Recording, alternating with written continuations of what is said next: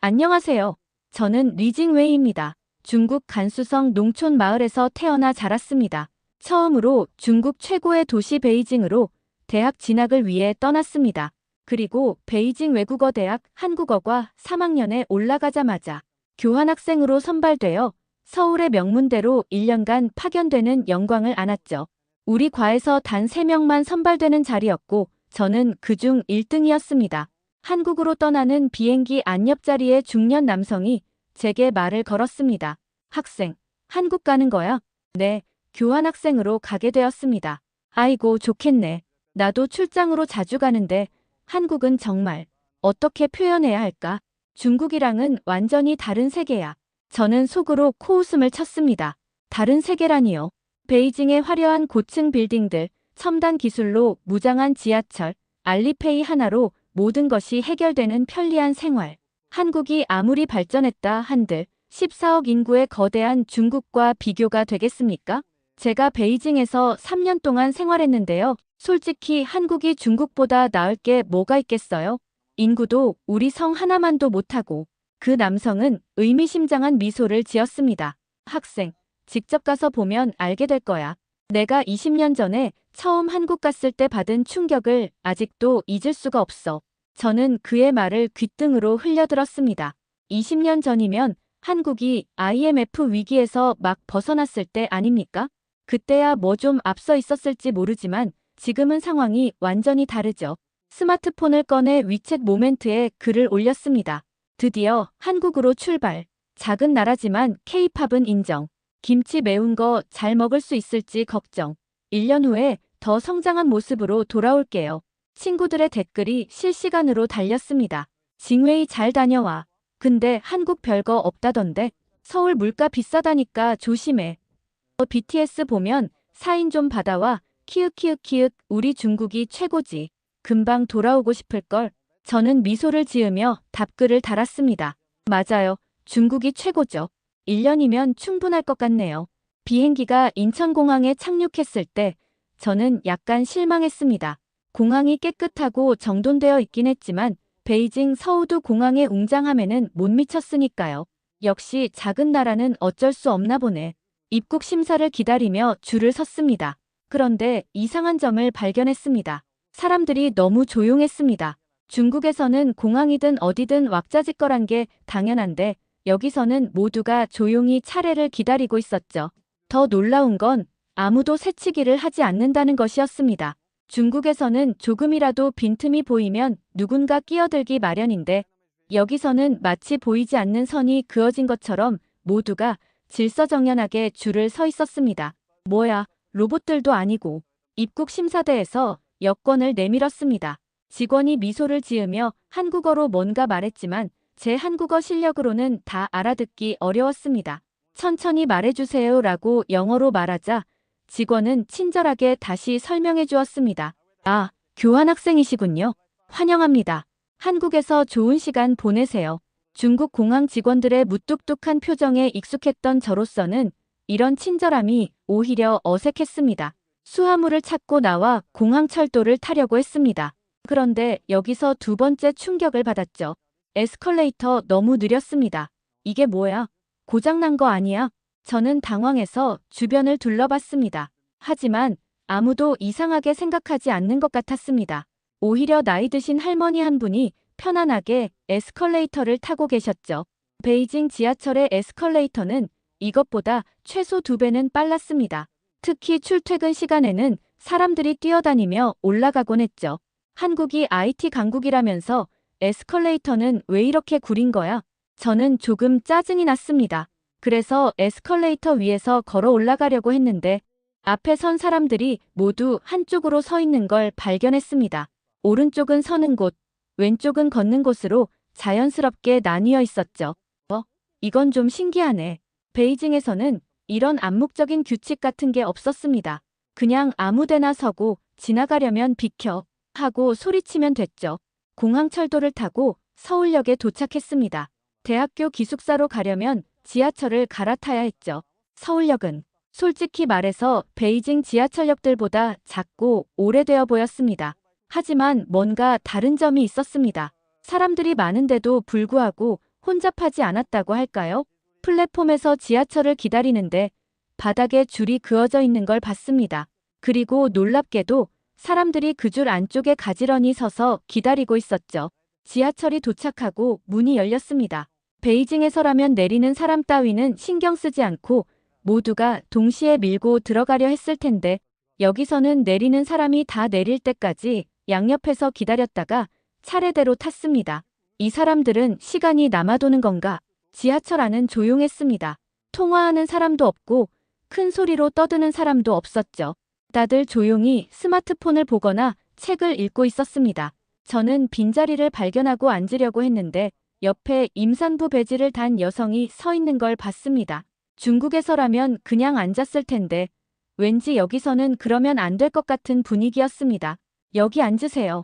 제가 어눌한 한국어로 말하자 그 여성은 깜짝 놀라며 연신 감사하다고 했습니다. 주변 사람들도 저를 따뜻한 눈빛으로 바라봤죠. 뭐야, 별것도 아닌데 왜 이렇게 고마워하는 거지? 드디어 교환학생 기숙사에 도착했습니다. 체크인을 하는데 직원이 두꺼운 서류 뭉치를 건네주었습니다. 기숙사 생활 규칙입니다. 꼭 읽어보시고 서명해 주세요. 규칙이 무려 20페이지나 되었습니다. 소음 규제 시간, 외부인 출입 금지, 음식물 반입 규정, 분리수거 방법. 이게 다 뭐야? 감옥도 아니고. 베이징 대학 기숙사에서는 이런 거 없었습니다. 그냥 대충 살면 되는 거였죠. 밤늦게 떠들어도 방에서 허거를 해먹어도 아무도 뭐라 하지 않았습니다. 룸메이트는 일본인 다카하시였습니다. 저보다 한 학기 먼저 온 선배였죠. 안녕하세요, 리징웨이입니다. 잘 부탁드려요. 아, 네. 다카하시입니다. 중국에서 오셨군요. 한국 처음이세요? 네, 처음이에요. 근데 여기 규칙이 너무 많네요. 중국에서는 이렇게 까다롭지 않은데. 다카하시가 웃으며 말했습니다. 처음엔 저도 그렇게 생각했어요. 일본도 규칙이 많은 편이지만 한국은 또 다른 느낌이에요. 그런데 살다 보면 이해가 돼요. 모두가 함께 사는 공간이니까요. 저는 속으로 중얼거렸습니다. 함께 산다고 이렇게까지 해야 하나? 다음 날 첫 수업이 있었습니다. 한국 문화의 이해라는 과목이었죠. 강의실에 들어가는데 학생들이 모두 앞자리부터 차례대로 앉아 있는 걸 봤습니다. 중국에서는 다들 뒷자리부터 채우는데 여기는 정반대였습니다. 더 놀라운 건 수업 시작 시간이었습니다. 9시 수업인데 8시 50분에 이미 거의 모든 학생이 자리에 앉아 있었죠. 교수님도 정확히 9시에 들어오셔서 수업을 시작했습니다.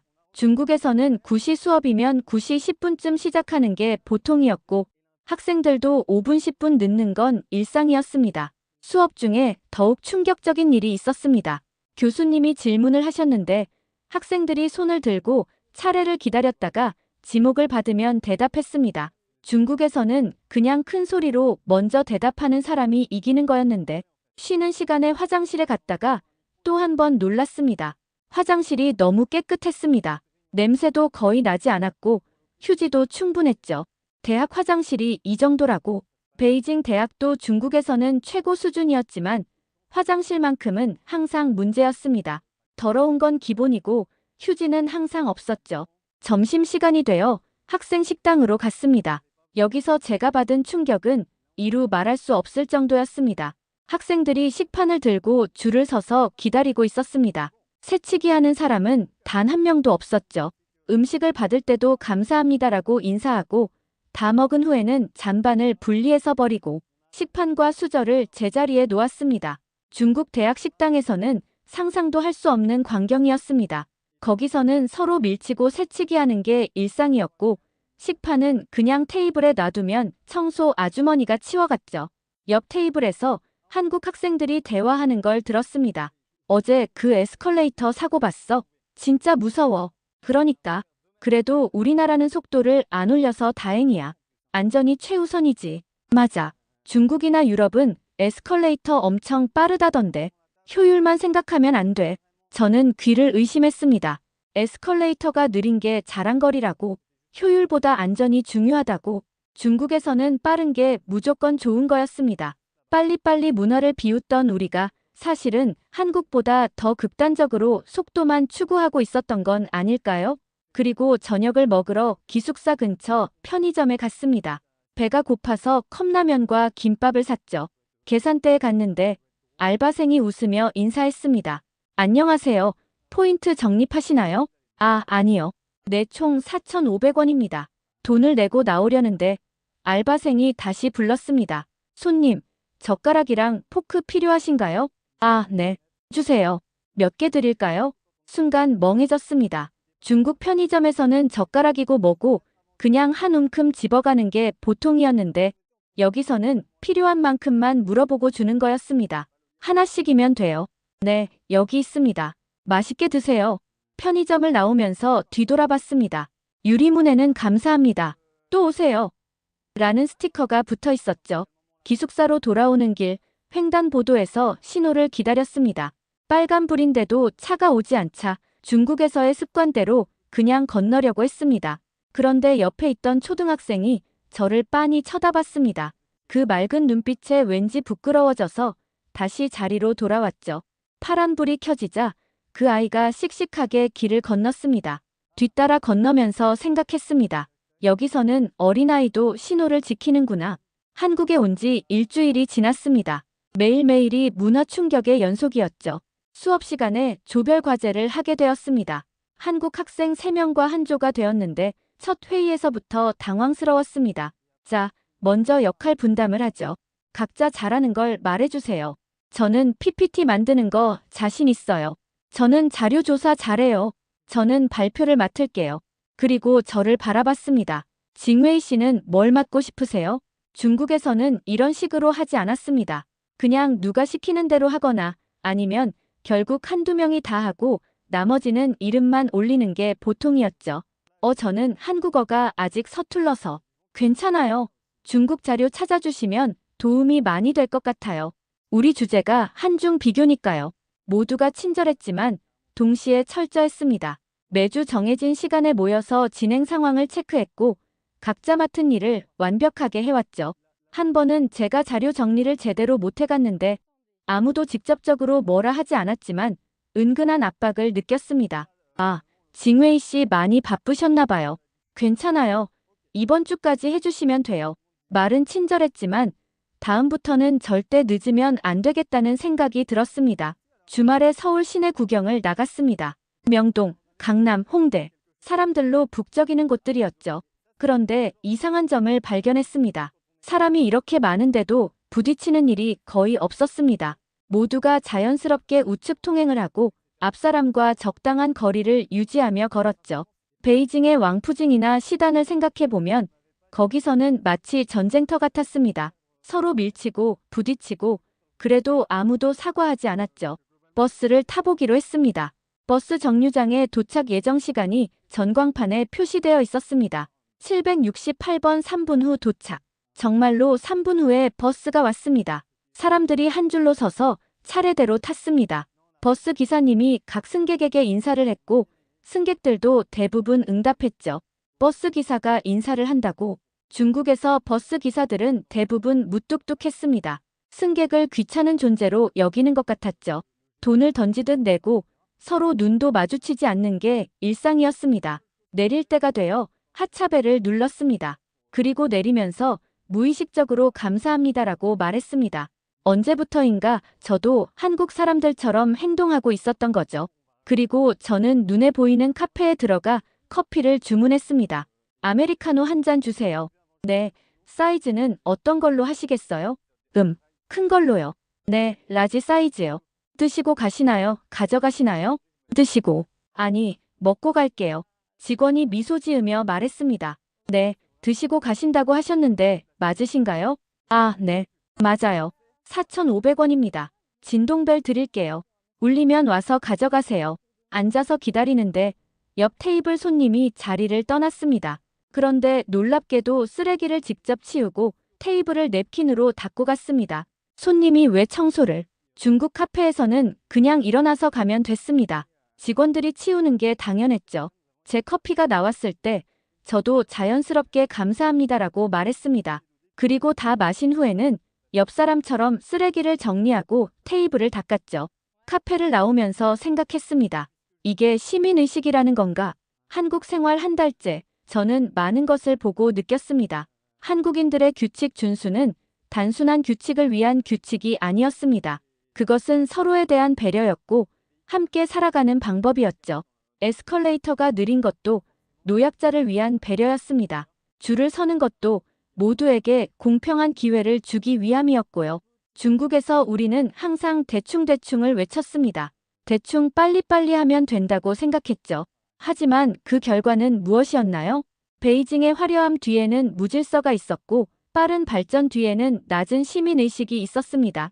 친구가 중국에서 전화를 했습니다. 징웨이, 한국 어때? 별거 없지? 저는 잠시 망설였습니다. 생각보다 배울 게 많아. 배울 게 뭐가 있어? 우리가 경제 규모로는 훨씬 앞서는데 경제 규모가 다가 아니더라. 여기 와보니까 우리가 놓치고 있는 게 너무 많아. 전화를 끊고 창밖을 바라봤습니다. 깨끗한 거리, 질서정연한 사람들, 서로를 배려하는 모습들. 갑자기 고향이 부끄러워졌습니다. 우리 마을 사람들이 길거리에 쓰레기를 버리고 침을 뱉고 큰 소리로 떠들던 모습들이 떠올랐죠. 베이징에서도 마찬가지였습니다. 겉은 화려했지만 지하철에서 자리 싸움을 하고 새치기를 하고 공공장소에서 고함을 지르는 게 일상이었습니다. 우리가 정말 문명국가가 맞나?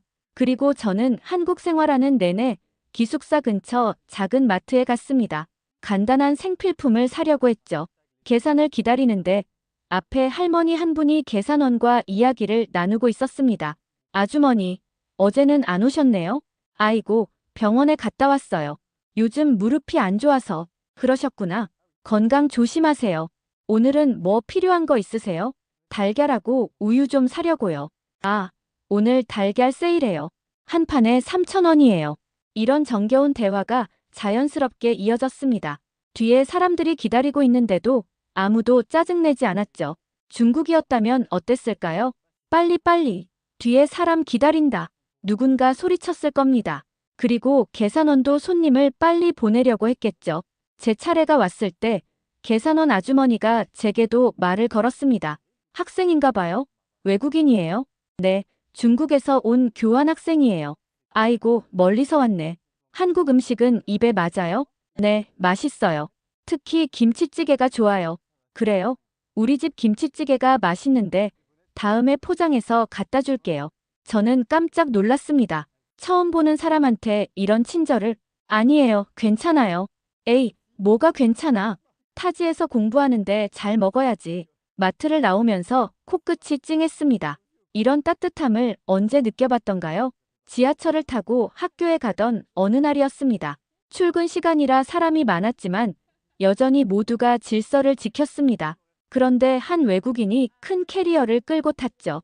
중국인 관광객인 것 같았습니다. 그가 캐리어로 사람들을 밀치며 자리를 차지했습니다. 그리고 큰 소리로 전화 통화를 시작했죠. 웨이, 나 지금 지하철이야. 뭐라고? 크게 말해. 주변 사람들이 눈살을 찌푸렸습니다. 한 젊은이가 정중하게 말했습니다. 실례합니다. 조금 조용히 해주시겠어요? 그러자 그 중국인이 화를 냈습니다. 뭐, 전화하는 것도 죄야. 네가 뭔데? 저는 고개를 숙였습니다. 너무 부끄러웠습니다. 한 달 전에 저도 저랬을지 모른다는 생각에. 그때 나이 지긋한 아저씨가 중국어로 말했습니다. 여기는 한국입니다. 여기 매너를 지켜주세요. 중국인 관광객은 뭔가 더 말하려다가 주변의 차가운 시선을 느끼고 입을 다물었습니다. 저는 그 순간 깨달았습니다. 공공장소에서의 예의, 타인에 대한 배려, 이것이 진정한 문명인의 자세라는 것을. 드디어 조별 과제 발표 날이 왔습니다. 한중 문화 비교가 주제였죠. 다른 조들의 발표를 들으며 또 한 번 놀랐습니다. 모두가 철저히 준비했고 시간을 정확히 지켰으며 질문에도 성실히 답했습니다. 우리 조 차례가 왔습니다. 제가 중국 부분을 발표하기로 했죠. 중국은 5,000년의 역사를 가진 문명 대국입니다. 인구 14억의 거대한 나라로 발표를 하면서도 뭔가 공허했습니다. 숫자로는 크고 화려하지만 정작 일상에서의 문명 수준은. 발표가 끝나고 교수님이 질문했습니다. 리 학생, 한국에 와서 가장 인상 깊었던 문화적 차이는 무엇인가요? 저는 잠시 고민했습니다. 그리고 솔직하게 말했습니다. 시민의식입니다. 한국인들의 질서의식과 타인에 대한 배려. 이것이 가장 인상 깊었습니다. 교수님이 미소 지으며 물었습니다. 그것이 왜 중요하다고 생각하나요? 경제가 발전해도 기술이 발전해도 사람들의 의식이 따라가지 못하면 진정한 선진국이 될 수 없다고 생각합니다. 한국에 와서 그것을 깨달았습니다. 한국 학생들이 박수를 쳤습니다. 저는 얼굴이 화끈거렸지만 동시에 뿌듯했습니다. 프로젝트가 끝나고 저에게 주는 선물로 명동에서 쇼핑을 하기로 했습니다. 화장품 가게가 즐비한 거리는 중국인 관광객들로 가득했죠. 한 화장품 가게에 들어갔는데 충격적인 광경을 목격했습니다. 중국인 관광객 무리가 마치 약탈이라도 하듯 물건을 집어들고 있었습니다. 샘플을 한 움큼씩 가져가고 진열된 상품을 함부로 만지고 큰 소리로 떠들었죠. 이거 얼마야? 싸게 해줘. 안 사, 안 사. 너무 비싸. 점원들은 지친 표정으로 응대하고 있었습니다. 손님, 한 분당 샘플은 하나씩만 가져가 주세요. 뭐라고? 째째하게. 저는 너무 부끄러워서 가게를 나왔습니다. 밖에서 잠시 서 있는데 한국인으로 보이는 두 여성이 대화하는 게 들렸습니다. 중국인들 진짜. 왜 저래? 그러니까. 돈은 많은데 매너는 없어. 가슴이 아팠습니다. 하지만 반박할 수 없었죠. 그게 사실이었으니까요. 그리고 얼마 후 학교에서 교환학생 환영 모임이 있었습니다. 여러 나라에서 온 학생들이 모였죠. 독일에서 온 학생이 말했습니다. 한국은 정말 안전한 것 같아요. 밤늦게 돌아다녀도 무섭지 않아요. 프랑스 학생도 동의했습니다. 맞아요. 그리고 대중교통이 정말 편리해요. 시간도 정확하고. 미국 학생이 덧붙였습니다. 사람들이 친절한 것도 인상적이에요. 길을 물어보면 다들 열심히 알려줘요. 다들 한국의 좋은 점을 이야기했습니다. 그때 누군가 제게 물었죠. 중국 학생은 어때요? 한국이 중국이랑 많이 다른가요? 모든 시선이 제게 쏠렸습니다. 저는 천천히 말했습니다. 네, 많이 다릅니다. 중국이 배워야 할 점이 많다고 생각해요. 어떤 점이요? 시민의식이요. 공공질서, 타인에 대한 배려. 이런 것들은 GDP로 살 수 없는 거잖아요. 다들 고개를 끄덕였습니다. 일본 학생이 말했습니다. 사실 저도 한국에 대해 편견이 있었어요. 그런데 와보니 완전히 달랐어요. 어떤 편견이었어요? 한국 사람들이 무례하고 시끄럽다고 들었거든요. 그런데 전혀 아니었어요. 오히려 일본보다 더 질서정연한 면도 있어요. 저는 생각했습니다. 우리는 한국을 얼마나 무시했던가. 그리고 저는 한국 문화 수업에서 개인 프레젠테이션을 하게 되었습니다. 주제는 자유였지만 한국 문화와 관련된 것이어야 했죠. 저는 고민 끝에 한국의 빠른 에스컬레이터가 느린 이유를 주제로 정했습니다. 도서관에서 자료를 찾았습니다. 한국의 에스컬레이터 속도가 분당 30m인 반면 중국은 60에서 75m, 유럽은 그 이상이라는 통계를 발견했죠. 그런데 사고율은 정반대였습니다. 한국이 가장 낮고 속도가 빠른 나라일수록 사고율이 높았습니다. 특히 인상적이었던 건 한국 정부 관계자의 인터뷰였습니다. 우리는 가장 느린 사람에게 맞춥니다. 노약자, 장애인, 어린이.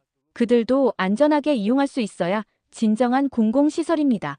이 문장을 읽으며 눈물이 날 뻔했습니다. 가장 느린 사람에게 맞춘다. 중국에서는 항상 가장 빠른 사람, 가장 강한 사람이 기준이었습니다. 느린 사람은 도태되고 약한 사람은 무시당했죠. 드디어 발표 날이 왔습니다. 안녕하세요. 저는 중국에서 온 리징웨이입니다. 오늘 제가 발표할 주제는 왜 한국의 에스컬레이터는 느린가?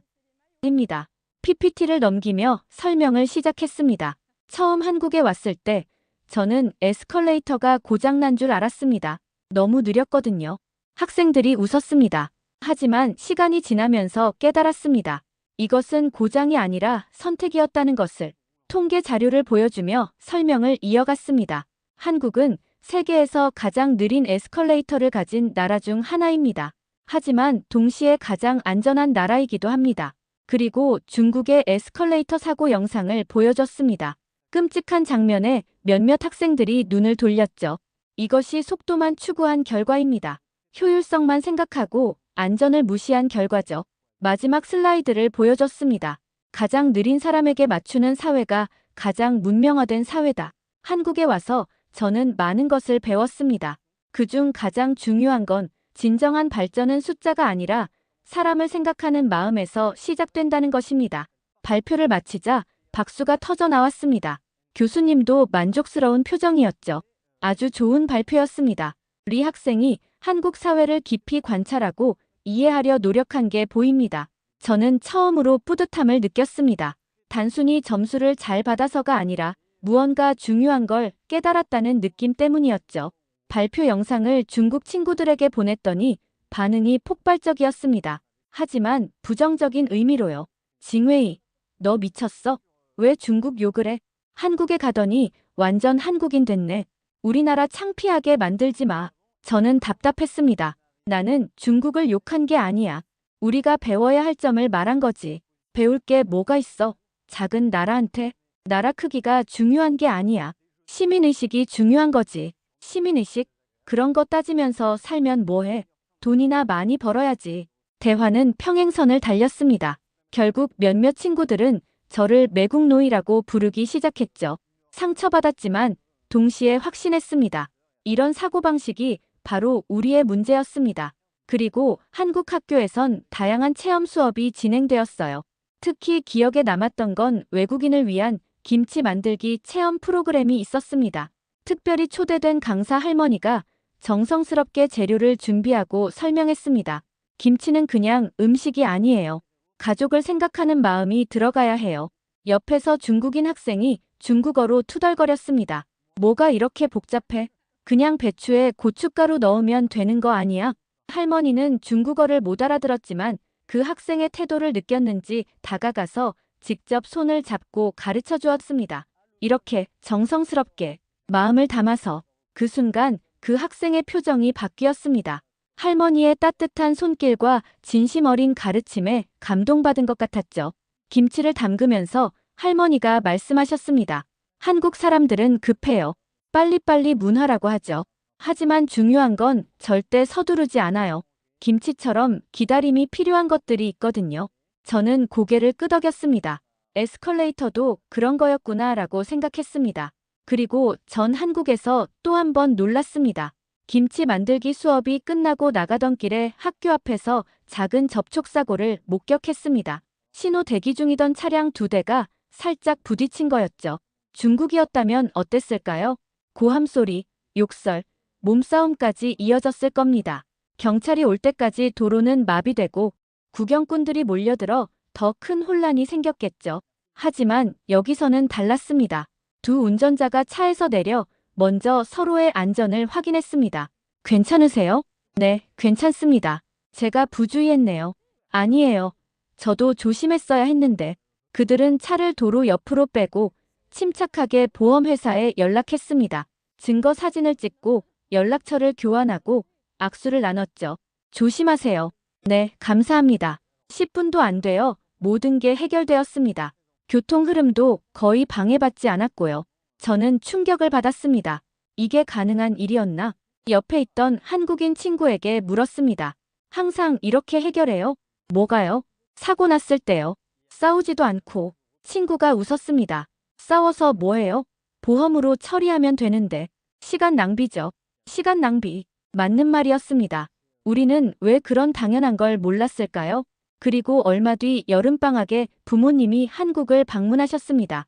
공항에서 부모님을 만났을 때 너무 반가웠습니다. 아들, 많이 컸네. 징웨이야. 밥은 잘 먹고 다니니?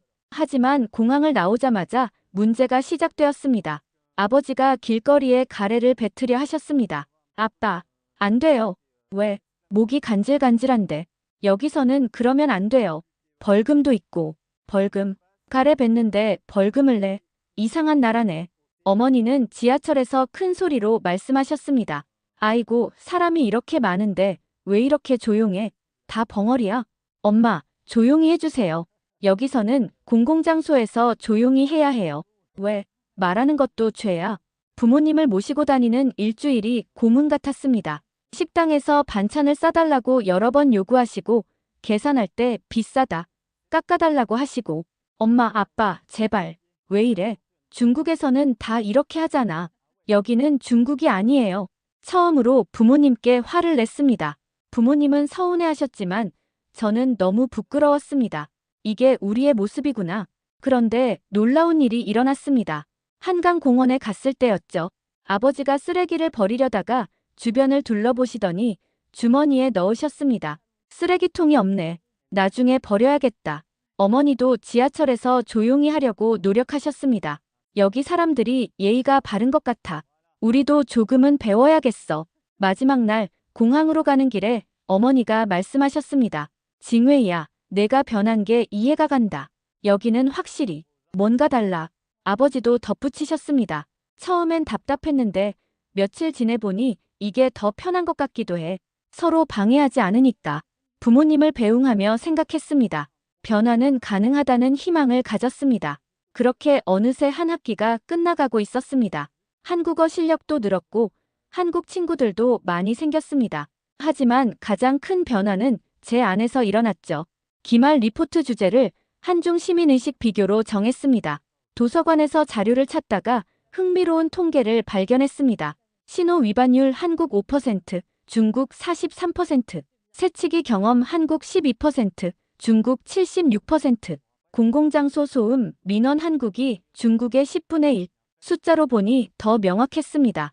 우리가 얼마나 뒤처져 있는지. 하지만 동시에 희망도 보았습니다. 최근 중국의 젊은 세대를 중심으로 시민의식 개선 운동이 일어나고 있다는 기사를 읽었거든요. 우리 세대가 바꿔야 한다. 그런 생각이 들었습니다. 마지막 한국 문화 수업에서 교수님이 물으셨습니다. 한 학기 동안 한국에서 생활하면서 가장 기억에 남는 게 뭔가요? 학생들이 하나씩 대답했습니다. 음식이요. K-팝 콘서트요. 한국인들의 정이요.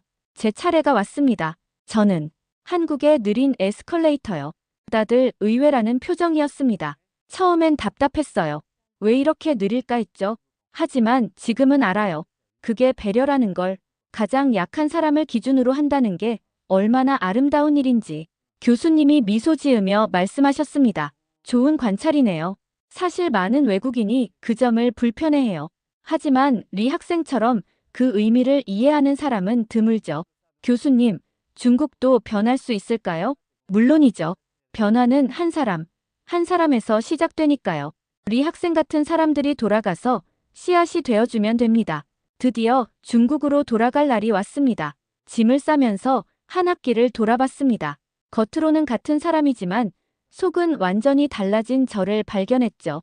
다카하시가 작별 인사를 하러 왔습니다. 징웨이, 정말 많이 변했어. 처음 왔을 때랑 완전 달라. 그런가요? 응, 처음엔 좀 어떻게 말해야 하나. 전형적인 중국인이었어. 미안, 나쁜 의미는 아니고. 괜찮아요. 저도 알아요. 제가 얼마나 무례했는지. 이제는 완전 한국인 같아. 아니, 그보다 더 나은 것 같아. 더 나은요? 응, 양쪽 문화를 다 이해하니까. 그게 강점이 될 거야. 공항으로 가는 길, 마지막으로 서울 풍경을 눈에 담았습니다. 깨끗한 거리, 질서정연한 사람들, 서로를 배려하는 모습들. 고맙습니다, 한국. 마음속으로 인사했습니다. 그리고 저는 친구들과 베이징 공항에 도착하자마자 영문화 충격이 시작되었습니다. 입국장은 혼잡했고 사람들은 서로 밀치며 먼저 나가려 했습니다. 비켜, 비켜. 고함 소리가 여기저기서 들렸습니다. 수화물 찾는 곳은 더 심했습니다. 질서라고는 찾아볼 수 없었죠. 맞다. 여기가 우리나라였지. 씁쓸했습니다. 불과 1년 전에는 이게 당연했는데 이제는 너무 낯설게 느껴졌으니까요. 공항을 나와 택시를 탔습니다. 어디가? 기사 아저씨의 퉁명스러운 말투. 한국에서는 어디 가세요? 였는데. 베이징 대학교요. 학생이야? 어디 갔다 와? 한국에서 교환학생 하고 왔어요. 한국? 거기 가서 뭐해? 작은 나라가. 전에는 맞장구 쳤을 텐데 이제는 불편했습니다. 작아도 배울 게 많은 나라예요. 기사 아저씨는 창밖으로 가래를 뱉었습니다.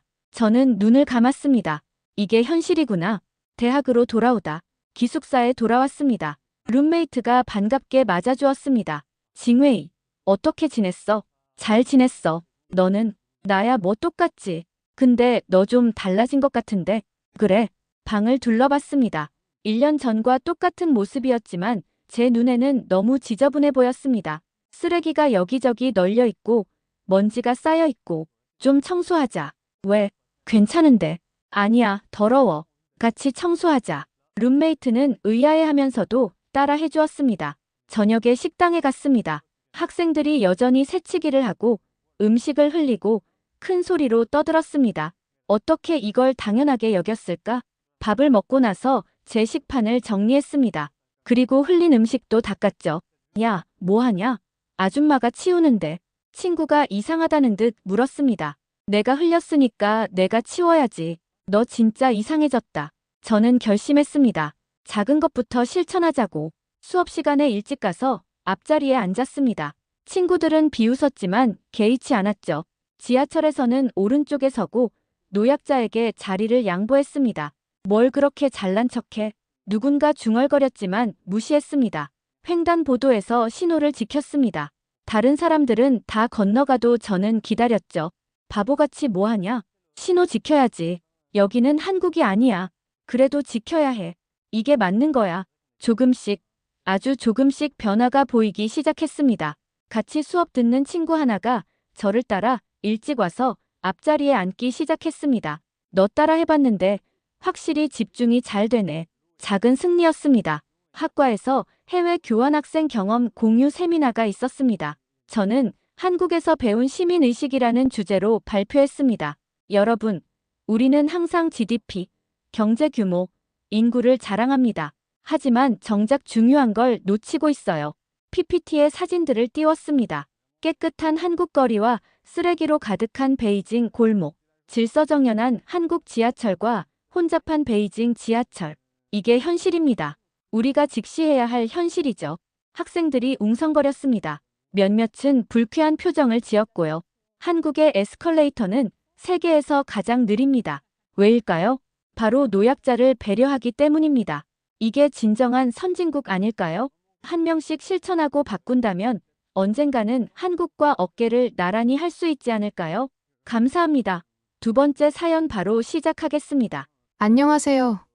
저는 중국인 루시나우입니다. 제 직업은 꽤나 독특한 편인데, 저는 중국 군사 시뮬레이션 개발을 하면서 세계 각국의 전쟁사와 전술을 가상으로 복원해내는 일을 했습니다. 제 출신과 교육 배경 때문인지 늘 중국이야말로 인류 역사상 가장 뛰어나고 위대한 문명을 꽃피운 나라라고 굳게 믿었습니다. 그런 믿음은 제 심장에 박혀 있었고 무엇이든 중국이 최고라 여기며 살아왔습니다. 그런데 어느 날 한국의 어떤 역사 다큐멘터리를 우연히 접하게 되어 시뮬레이션 모델링에 참고할 일이 생겼습니다. 다큐멘터리 내용의 핵심은 강감찬이라는 고려 시기의 장수가 주인공이 된 귀주대첩이었습니다. 저는 처음에 한국 따위가 중국 문명의 빛의 상대가 될 수 있을까라는 비웃음을 거두지 않았습니다. 특히 거란이라는 북방 민족이 한국의 한반도 북쪽 지역에 쳐들어갔다는 그 시기라면 결국 주변국들은 중국의 광대한 힘 앞에서 긴장해야 하는 때였을 터입니다. 한국이 무슨 수로 그 거란을 맞섰을지, 그저 중국의 도움을 빌리거나 중국의 전술을 베껴 겨우겨우 살아남았겠지 하며 속단했습니다. 늘 그렇듯이 한국은 우리 중국을 따라가느라 정신이 없는 나라라고 생각했으니까요. 저는 시뮬레이션을 위한 자료를 수집해야 해서 한국의 고대나 중세 전투 역사를 분석하려 시도했습니다. 사실 별 기대를 한 것은 아니었습니다. 늘 그렇듯 제가 생각하는 모든 영광과 찬사는 중국에게 돌아가야 한다고 여겼기 때문입니다. 더군다나 이 귀주대첩이라는 사건이 한국 내에서 상당히 유명하다는 소문이 마음에 들지 않았습니다. 우리 중국이 거란을 격파하거나 혹은 북방을 제압한 사례야 수도 없이 많지만 한국 따위가 라는 생각으로 저는 처음부터 그 다큐멘터리를 비판적 시각으로만 바라보기 시작했습니다. 그 다큐멘터리를 재생하자마자 한국 스튜디오에서 웅장한 음악과 함께 중세 전장 모습을 재현하는 화면이 펼쳐졌습니다. 말을 타고 내달리는 거란 군사의 진격 장면, 화살이 비처럼 쏟아지는 장면, 그리고 갑옷과 투구를 빼입은 고려의 군사들이 결사적으로 싸우는 광경이 전부 화려하게 연출되고 있었습니다. 화면이 바뀌고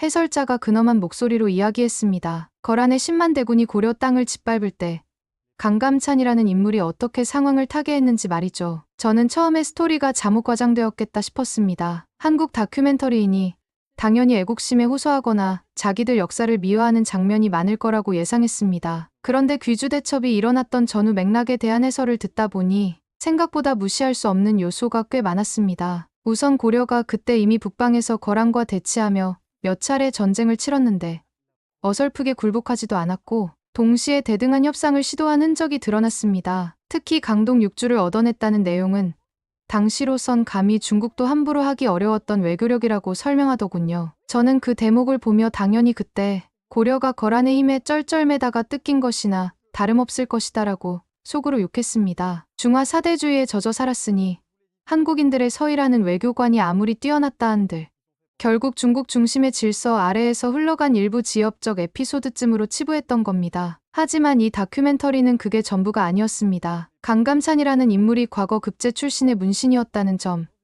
그리고 그가 지휘관으로 임명되어 펼친 전략적 움직임을 자세히 들여다보니 어라, 이게 그냥 운이 아니라 꽤 체계적인 전술이구나라는 생각이 들기 시작했습니다. 고려가 거란에 맞서 싸운 역사는 단순히 패배와 굴복으로 점철된 것이 아니었고 오히려 무혈입성으로 개경까지 밀려왔던 거란 대군을 막아내고 역으로 반격한 기록도 보였습니다. 거란 황제 성종이 직속으로 40만을 이끌어 쳐들어왔던 2차 전쟁, 그리고 최종적으로 10만 정예 김하군이 쳐들어왔던 때도 고려가 포기하지 않고 왕이 도망치지 않은 채 수도를 사수했다는 서술을 보고 순간 씁쓸해졌습니다. 설마 이게 사실이라고 나는 의구심이 피어올랐습니다. 저는 혹시나 싶어 중국 쪽 자료를 찾아보았습니다. 거란에 대한 중국 측 사서나 기록이 남아있을 텐데 거기에도 고려가 거란과 맞섰다는 이야기가 있긴 했지만 워낙 우리 중국 중심으로 기술된 텍스트들만 익숙했던 터라 고려가 최종적으로 우리가 무찔렀다는 식의 흐름밖에 못 봤습니다. 허나 조금 더 깊이 들어가 보니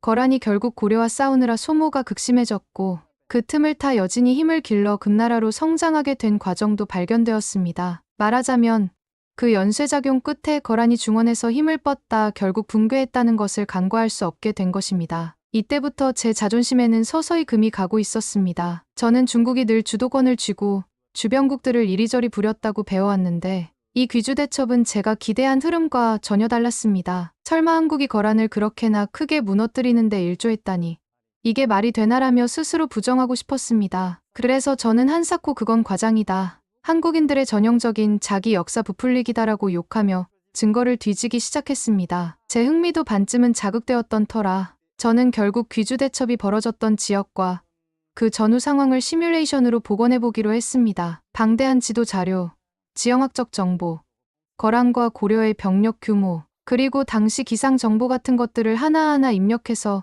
가능한 전투 시나리오를 재현해본 것이지요. 처음에는 제가 중국 입장에서 유리하게 모델링을 만들었고 거란 김하군이 세계 최강의 전력이라는 생각을 가정에 깔았습니다. 중국사에서도 거란은 잔혹할 만큼 강력한 기마 전술을 구사해 북방을 호령했으니 고려가 이긴다는 결과가 나오면 안 된다고 확신했습니다. 그런데 시뮬레이션을 돌릴수록 당황스러운 결과가 도출되었습니다. 강감찬이 이끌던 고려군이 이긴다는 시나리오가 제법 여러 번 나오자 저는 모델의 파라미터를 바꿔가며 다시 돌렸습니다. 활강도, 날씨, 병력수, 말 사육 상태에 관한 요소까지 세밀하게 조정하며 무려 100번 이상 돌렸는데 최소 절반 이상의 결과값이 고려 승리였습니다. 도저히 믿기 싫었지만 자꾸 이런 결과가 쌓이니 제가 평소에 무시하던 한국이라는 나라가 장난이 아니란 생각이 묘하게 자리 잡았습니다. 특히 마지막에 결정적이었던 부분이 귀주대첩에서 날씨의 급격한 변화가 거란군에 치명적이었다는 사실입니다. 저는 처음에 날씨 운으로 이겼다고 한심하지 않나라고 웃어넘기려 했습니다. 하지만 더 깊이 들어가니 단순한 기상 변화가 아니라 강감찬이 아예 벌판을 전장으로 택한 이유가 기후의 변동 가능성을 계산했을 수도 있다는 말이 각종 해설에 등장했습니다. 저는 설마 그런 치밀함까지라며 코웃음을 쳤지만 역사 전쟁사의 사례를 살펴보면 이상할 것도 없었습니다. 실제로 수많은 전투에서 기후나 지형은 결정적 역할을 했고 그것을 통찰력 있는 지휘관이 활용했다면, 아니, 강감찬이라는 인물이 중국의 군사 전술책들을 참고했을 수도 있고 그럼 결국 이것도 중국의 지혜를 베껴간 것이라고 우길 수도 있지 않나 싶었습니다. 그래서 저는 제 지인들에게 강감찬은 중국 병법을 몰래 훔쳐간 자에 불과하다, 한국은 원래 우리 중국을 흉내내기 바쁜 나라다라고 주장했습니다. 그런데 제 지인 중 일부가 되려 저에게 코웃음을 치더군요. 내가 늘 자랑하던 시뮬레이션 결과가 강감찬이 직접적인 지휘 능력과 기상 요인을 접목해 거란을 무너뜨렸음을 보여주지 않았느냐라고 묻는 겁니다. 저는 억울하고 분통이 터졌습니다. 중국이 최고라고 주야장천 말해왔는데 이젠 제 프로그램에서조차 한국이 거란군을 수없이 격파하는 결과가 나오니 정말 화가 치밀었습니다. 저는 마지막 발악으로 중국 고대와 북방 민족의 항쟁사를 역추적해가며 거란은 이미 내분 상태였고 원래 약했을 뿐이다. 한국이 잘해서 이긴 게 아니다라는 논리를 만들어내려 했습니다. 그런데 어쩐 일인지 그 시기 거란이 전성기를 구가했다는 사실은 사료 곳곳에 분명히 박혀 있었고 거란군은 말 그대로 무적의 기마부대라 불릴 정도로 막강했다고 합니다. 정말이지 이것이 전부라는 게 믿기지도 않았습니다. 게다가 거란이 송나라를 압박해 은과 비단을 바치게 할 정도의 위력을 과시했다는 기록까지 보니 이미 제 궤변에 설득력이 없다는 걸 알고 있었습니다. 그저 제 자존심이 허락하지 않았을 뿐이죠. 그래도 제 직업이 시뮬레이션 개발자이니 억울해도 증거를 바탕으로 결과를 내는 것이 원칙이었습니다. 저는 고민 끝에 진짜로 가장 공정한 데이터와 가설을 적용해 최종 시뮬레이션을 한 번 더 돌려봤습니다. 병력 수도 거란이 조금 더 우위인 상태로 설정하고 심지어 기후 조건마저 거란에 유리하게 약간씩 조정해봤습니다. 그런데도 결과가 달라지지 않았습니다. 강감찬 지휘하의 고려군이 거란군을 패퇴시키는 시나리오가 여전히 60% 이상의 확률로 나왔습니다. 간발의 차이로 거란이 이기는 결과도 있었지만 평균적으로는 고려가 궁극적 승리를 거머쥐는 경우가 훨씬 많았습니다. 점점 화가 난 저는 주변 사람들에게 중국이 이긴 기록도 분명 있다. 분명히 거란이 본질적으로 강했으니 한국이 이긴 건 행운이었다고 목청을 높였지만 주위에서는 제 말을 듣고 비웃기 시작했습니다. 강감찬의 대단한 점은 수십 년에 걸친 거란과의 전쟁을 철저히 대비하고 협공을 통해 몰아붙였다는 거다. 운이 아니라 전략이고 준비였다며 제 자존심을 더 후벼 팠습니다. 저는 그럴 때마다 한국을 향한 멸시감을 애써 드러내며 너희 나라가 우리 중국보다 낫다고 생각하느냐 도대체라고 소리쳤습니다. 그러면 그들은 냉소를 지으며 그런 말이 아니지 않나. 다만 귀주대첩에서 고려가 확실히 이겼다는 역사적 사실을 내가 부정하니 우습다는 것뿐이다라고 맞받았습니다. 사실 제가 생각해보아도 그 시기에 중국이 직접 거란을 제압하지 못한 사례가 무수히 나오는데 한국이 독자적으로 방어와 반격을 했다는 것이 참으로 자존심 상했습니다. 저는 속으로 우리 중국이 진작에 본격적으로 관여했다면 거란 따위는 훨씬 더 쉽게 무너뜨릴 수 있었을 것이다라고 자기 위안을 하고 있었습니다. 하지만 그 누구도 제 말에 동의하지 않았습니다. 한국 다큐멘터리를 제작한 그 팀에서 재구성한 전투 장면을 보면 거란군이 빠른 기동력을 살려 속전속결로 수도 개경을 치려했지만 강감찬이 교묘하게 적을 분산시키고 결국에는 귀주 벌판에서 무방비 상태로 몰아넣었다고 합니다. 이 과정에서 남풍이 거세게 불며 비까지 쏟아졌다는 것은 상당히 극적이었는데 우리 중국 쪽에도 적벽대전에서 바람이 크게 변해 전세가 뒤집힌 사례가 있지 않습니까? 저는 이 순간조차 저건 다 중국 전설을 베낀 것이다. 한국이 망상 속에서 적벽대전 같은 영웅담을 만들려고 꾸며낸 거다라고 비난했지만 그 다큐멘터리는 꽤나 탄탄한 고증을 통해 실제로 기록에 그런 내용이 전해진다고 말해줬습니다. 화가 난 저는 여러 포럼에 들어가서 한국이 거란을 격파했다는 건 허구라고 대놓고 주장했습니다. 한국이 귀주대첩을 자랑하지만 사실상 중국의 막대한 영향 아래 있었고 거란 자체가 이미 내부적으로 균열이 커져서 제대로 된 힘을 못 썼기 때문이다. 한국이 우연히 승리한 것에 불과하다고 지적했죠. 하지만 댓글에는 한국인들이 몰려와 온갖 사료와 고증을 제시하며 반박했습니다. 거란이 멸망한 직접적인 원인이 금나라의 부상이라 하더라도 그 전 단계에서 이미 대규모 전쟁으로 지친 상태였고 그 지치게 한 세력이 고려라는 것이 팩트라는 겁니다. 저는 그래도 본질적으로는 금나라가 거란을 멸망시켰으니 한국이 한 것은 별것 아니다라고 거짓 논리를 펼쳤습니다. 그러나 거란이 금나라에게 몰락하기 전 고려를 침공했다가 돌이킬 수 없는 타격을 입었다는 객관적 사실은 제 궤변과 달리 지워지지 않았습니다. 제가 이쯤 되니 꽤 궁금해졌습니다. 대체 강감찬은 누구였기에 이런 결과가 가능한 것일까? 그래서 찾아본 이야기에 따르면 강감찬은 단순한 장수나 무인 계열이 아니라 시험에 합격한 뒤 조정에서 높은 벼슬을 지냈으며 당시로서는 드문 문신 출신의 지휘관이었다고 합니다. 무예가 뛰어나다기보다는 전략과 외교, 정치 전반을 통찰할 줄 아는 인물이었고 국경 요새를 개축하고 방어 전략을 세밀하게 준비했다고 하더군요. 이것도 어쨌든 중국 병법서를 참고한 게 아니겠느냐라고 저는 우기고 싶었지만 제3의 다른 사료들을 보니 고려 자체적으로 축적된 경험과 전통도 상당하다는 점이 드러났습니다. 특히 북방의 여진, 거란을 상대로 오랜 기간 전투를 겪은 경험이 쌓였고 내부적으로는 과거 제도가 정비되면서 능력 있는 사람이 자꾸 배출되는 구조였던 것입니다. 결국 이런 토양이 강감찬을 탄생시킨 것이라 제 중국 중심 논리로만 보기는 어려웠습니다. 저는 그럼에도 불구하고 주변 사람들에게 역시 우리 중국이 만든 문화와 제도를 주변국들이 베낀 결과다. 고려의 과거 제도도 중국식 아닌가. 어쨌든 중국 영향력 덕분에 강감찬 같은 이가 나왔다고 보면 그건 중국의 승리나 다름없다고 말했습니다. 그러자 다들 그럼 결국 한국이 이룬 업적도 중국 것이란 말인가?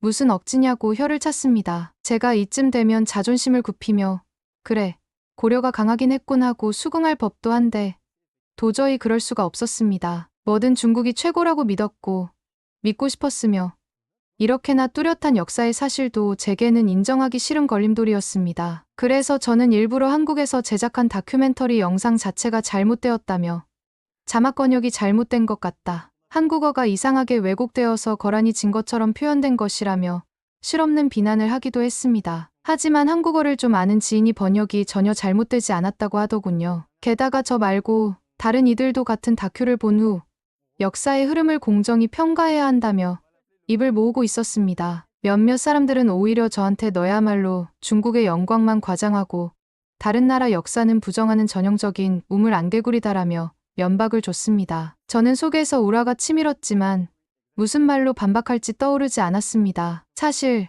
데이터도 제가 직접 만든 시뮬레이션조차 저를 배신하듯 고려의 압승을 시사했으니까요. 이후로도 저는 계속해서 온갖 자료를 찾아보았습니다. 귀주 대첩이 발발하기 이전부터 고려가 거란의 전투 패턴을 꿰뚫고 군사를 적재적소에 배치했다는 점, 수도를 방어하는 과정에서 국왕이 직접 개경을 지키고 끝내 항복하지 않음으로써 거란군이 퇴로에 대한 확신을 못 얻게 만들었다는 점, 거기에다가 강감찬이 후방에서 예비 기병 부대를 조합해 거란의 뒤를 싹 쓸어버린 점, 모든 게 서로 맞물려 있었습니다. 제 하찮은 자존심을 조금이라도 지키기 위해 저는 거란군이 고려를 쉽게 무너뜨렸으나 의도적으로 군량이나 약탈로 시간을 낭비하다가 지친 것이라고 궤변을 뱉었습니다. 하지만 다들 그렇다면 왜 그 막강하다는 거란이 개경을 손쉽게 탈환하거나 고려왕을 생포하지 못했느냐고 질문했습니다. 거기에 저는 답을 못했습니다. 제게 가장 충격을 안긴 건 귀주 대첩 이후로 고려가 북쪽 지역 안정화에 성공하고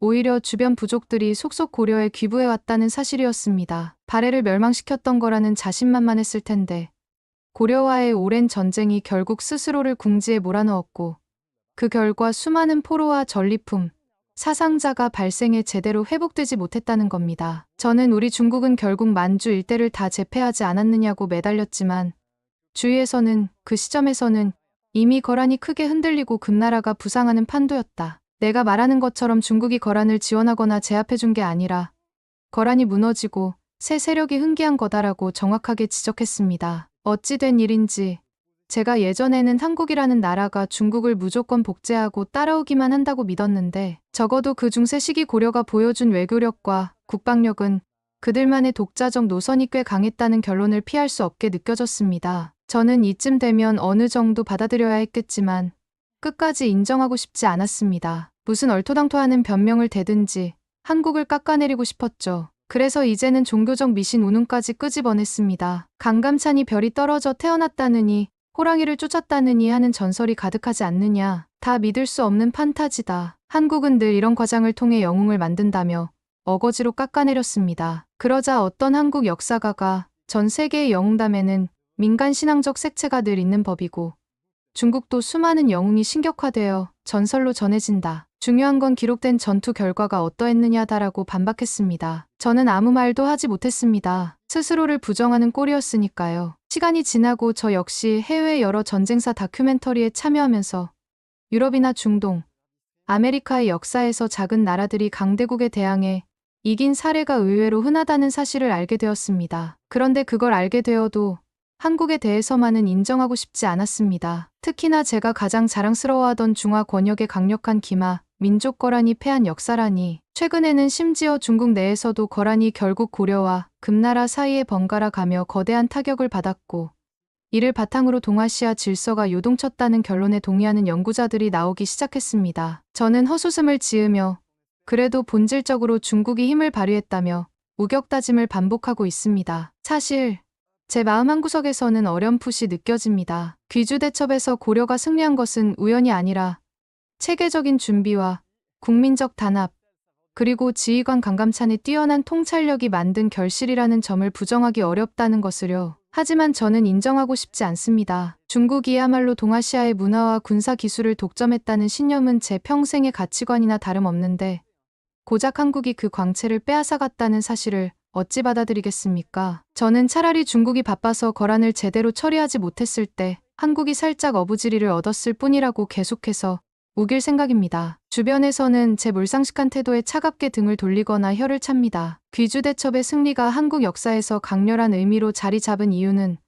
거란이 워낙 무시무시한 상대였음에도 불구하고 끝내 고려가 주권을 지켜낸 일이기 때문이라는 겁니다. 저도 사실 알고 있습니다. 중국을 위협할 정도로 강력했던 거란이라면 한국 따위가 감히 어찌 막아섰을까 싶지만 실제로는 막아낸 것이고 그걸 넘어서 반격까지 성공시킨 기록이 도처에 깔려 있습니다. 그럼에도 저는 끝까지 인정하지 않겠습니다. 무슨 논문이 나오든 어떤 시뮬레이션 데이터를 제시하든 저는 한국은 늘 우리 중국을 따라오고 중국의 가르침에 기댄 존재일 뿐이라고 주장할 겁니다. 귀주대첩이며 강감찬이며 다 중국식 전술을 흉내낸 것에 불과하고 우연히 바람이나 날씨가 한국 편을 들어줬을 뿐이라는 견해를 유지하겠지요. 사람들이 비웃어도 저는 괜찮습니다. 저는 중국이 최고라고 믿습니다. 한국 다큐멘터리 따위 약간의 수작 부린 영상이라고 매도하면 그만입니다. 강감찬 우습게 봐도 됩니다. 아무리 시뮬레이션 결과가 제게 불리하게 나와도 모든 데이터와 기록을 들이밀어도 저는 거란이 지친 탓이라고 끝까지 우길 것입니다. 물론 다들 제가 그럴수록 더 한심해 보인다는 걸 알 겁니다. 이대로면 제가 진짜로 망신을 당한다고 주변에서 귀띔을 했지만 그래도 전 인정하지 않겠습니다. 중국이야말로 동아시아의 중심이라는 사실은 바뀌지 않고 한국은 어차피 우리를 베끼는 나라니까요. 저에게는 그 믿음만이 중요합니다. 다른 건 필요 없습니다. 저는 계속 그렇게 주장했습니다. 그러면서 절대 제가 틀릴 리 없다고 우기겠습니다. 영원히요.